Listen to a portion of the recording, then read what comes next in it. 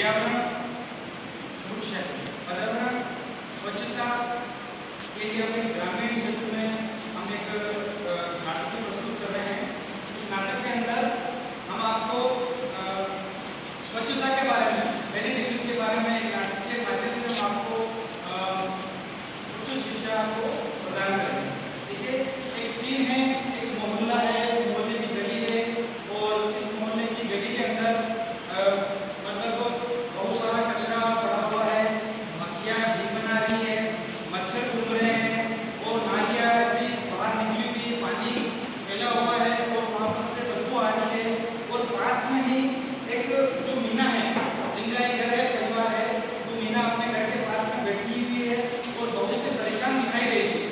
मतलब कि बदबू आने से, मच्छर आने से उनके बच्चे बच्चे है, परिवार है, ओल्ड एज के व्यक्ति उनके घर में रहते हैं, वो बहुत से परेशान बैठी हुई दिखाई दे रही है। और इसी सीन के अंदर क्या है, विजय जो कि हमारे नाटक के अंदर कुछ किरदार है, मैं आपको बता देता हूँ कि विजय है, मीना है, सुरेश है, दुकानदार है और एक हेल्थ एजुकेटर। इसमें से सुरेश और मीना और ये आपस में एक दूसरे से कोऑर्डिनेट करेंगे, बात करेंगे। दुकानदार में वहाँ पर बैठा हुआ है और पड़ोस में कुछ और वहाँ के कुछ लोग भी वहाँ नाटक के अंदर आएंगे। ठीक है, तो यहाँ से स्टार्ट करते हैं। विजय वहाँ से गुजरता है मीना के पास में से।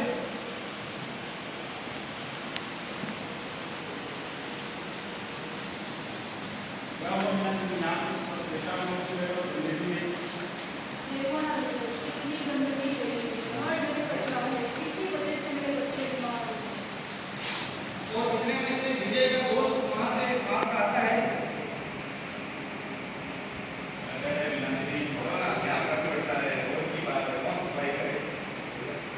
ये चीज देखकर वहाँ जो ग्रामीण के अंदर स्वास्थ्य कार्यकर्ता है वो वहाँ पर पहुँचते हैं।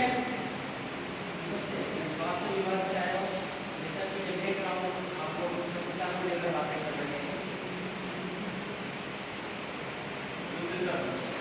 लेकिन ये काम तो सरकार का है, नालियाँ साफ करना, करवाना, कचरा उठाना सब। जी आप सही कह रहे हैं, लेकिन स्वच्छता की जिम्मेदारी तो हम सबकी है। हमारे आसपास की नालियों की सफाई करना, गलियों की सफाई करना है, तो जैसे सोच बोलते रहते हैं हमारी सब जिम्मेदारी है, इसे हमको कोई जिम्मेदारी नहीं। इतने में मीना के पड़ोस में जो रेखा जी रहते हैं, वो ये सब जो बातें हो रही है वो कान लगाकर सुन रहे हैं और वो आते हैं। जी सर, बिल्कुल सही कह रहे हैं आप। ये हमें ध्यान रखना चाहिए।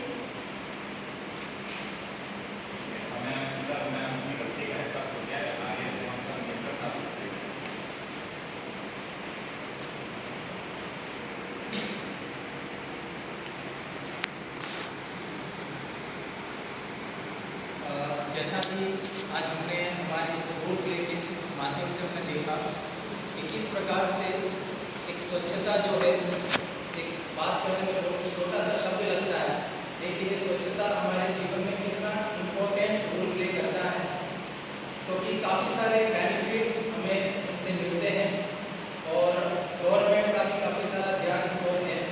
और जो माननीय प्रधानमंत्री महोदय जी हैं, उनका विजन भी इस ओर ही था, 2 अक्टूबर 2040, जिन्होंने इस विजन को ही ध्यान में रखते हुए इस इन्वायरमेंटल सैनिटेशन को प्रमोट किया था।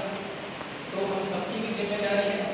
स्वच्छ भारत स्वस्थ भारत ये नारा नहीं है, ये बल्कि हम सबकी जिम्मेदारी है। हम सब यदि इस पर मिलकर काम करेंगे तो ये बहुत कुछ संभव हो सकता है। इसके अलावा मैं बात करूँ एज दी हेल्थ प्रोफेशनल, यदि हम हमारे में बात करें कि what is the environmental sanitation, so environmental sanitation environmental health का एक इम्पोर्टेंट क्रिटिकल कंपोनेंट के अंदर आता है। इन्वायरमेंटल सैनिटेशन के और भी काफ़ी सारे की एस्पेक्ट्स हैं जिन पे हमें ध्यान देने की ज़रूरत है, जिसमें हम बात करते हैं सबसे पहले हमारी water supply and quality. Water supply and quality को एज ए हेल्थ प्रोफेशनल हमें गाँवों में, हमें हमारे स्तर पर इसे हमें मॉनिटर करना पड़ेगा, इसको हमें सुपरवाइज करना पड़ेगा कि किस प्रकार की वाटर क्वालिटी है, ताकि हमें कम्युनिटी को जागरूक कर सकें और इससे काफ़ी सारी बीमारियों से हम बच सकें। इसके अलावा हमारा सेकंड जो इसमें जो एस्पेक्ट आता है द सॉलिड वेस्ट मैनेजमेंट। जो भी हाउस होल्ड हमारा जो कचरा होता है, चाहे केमिकल हो सकता है, चाहे मेडिकल वेस्ट प्रोडक्ट हो सकते हैं, इंडस्ट्री के प्रोडक्ट्स हो सकते हैं, तो स्पेशली वहीं सबसे ज़्यादा जो कचरा हमारा हाउस होल्ड का आता है, तो इसको हम अच्छी तरीके से इसको सेल्फ डिस्पोजल करें, इसको अच्छी तरीके से इसको रिडक्शन करें और रिसाइकल के थ्रू इसको हम काफ़ी हद तक इस और हम स्टेप उठा सकते हैं। इसके अलावा इन्वायरमेंटल सैनिटेशन के इम्पोर्टेंट की एस्पेक्ट में एक और चीज़ आती है, that is sanitation facilities. Important बात है कि हमारी जो पर्सनल जो हमारी हाइजीन प्रैक्टिसेस जो होती है, हमें उन्हें प्रमोट करना है। हमें हमारे स्तर पर एज ए इंडिविजुअल लेवल पर बात करें, हम सीधे as a citizen, as a family के लिए बात करें, और उसके ऊपर हमारी आती है कम्युनिटी। तो हमें जो पर्सनल हाइजीन की प्रैक्टिसेस है, लाइक हैंड वॉशिंग, उसको हमें प्रमोट करना है। इसके अलावा हमारे controlling and managing the vectors and vector born diseases, इस पर भी हमारा काफ़ी ज्ञान होना चाहिए और हमें इस चीज़ को मेंटेन करना है, कंट्रोलिंग करनी है, इस पर इसको मैनेज करना है, गाँव जाकर के लोगों को एजुकेट करके। और इसके अलावा फूड हैंडलिंग एंड हाइजीन, सबसे इम्पोर्टेंट जो हमारा सोशल जो कंपोनेंट आता है एनवायरमेंटल सैनिटेशन में, क्योंकि फूड एक बहुत ही सबकी सर्वाइवल के लिए इम्पोर्टेंट है।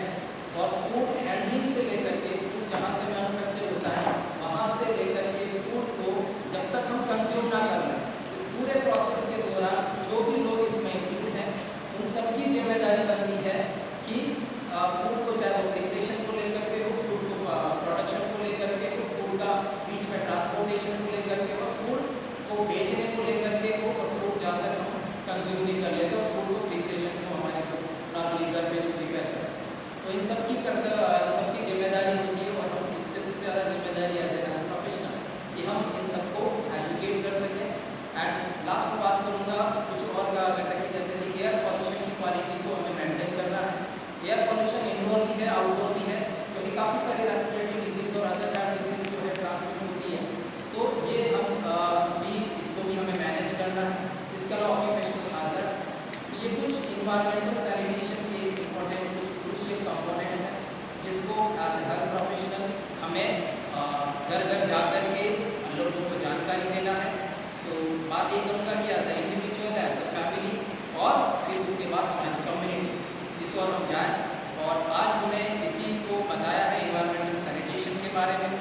और हम सबसे पहले इस सेशन को मैं कंक्लूड करना चाहूँगा थैंक यू करके।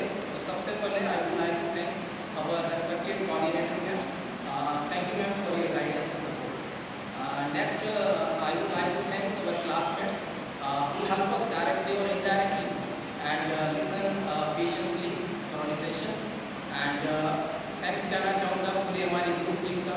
इतने कम समय में हमने, हमारी कोशिश नहीं है कि हम इतने कम समय में हमने ये प्रयास किया कि कुछ एनवायरमेंटल सैनिटेशन के बारे में, स्वच्छता के बारे में हम आपको जागरूक कर सकें। और पीएम मोदी का जो सपना है कि जो स्वस्थ भारत, स्वच्छ भारत, स्वस्थ भारत है, सशक्त राष्ट्र निर्माण में हम अपनी भूमिका निभा सकें। Thank you.